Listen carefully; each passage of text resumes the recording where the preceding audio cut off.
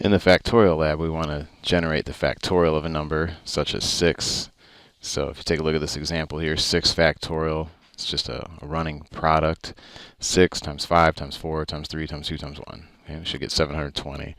Now if we were doing 8 factorial, we'd see an 8 times a 7. So whatever that number entered in, that could be used as sort of like the beginning point for our loop. And I would loop maybe backwards perhaps to reach 5 and then 4 using a decrement all the way until I reach 1.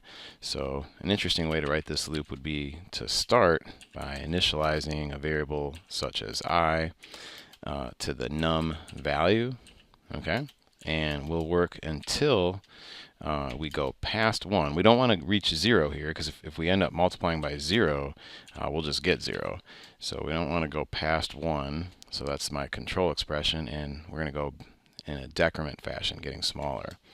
Now, in lab 4, I tracked the sum. In lab 5, I counted factors. Here I'm going to use a running product. So I'm going to make another variable called fact. I'm going to initialize fact to 1. Okay, we call that the multiplicative identity in math. So when you multiply a number by 1, it doesn't change anything. If I put 0 there, I might end up getting 0 for an answer. I'll show you what I mean here in a second. So inside the body of the loop, I'll take fact, and I'll do a times equals with I.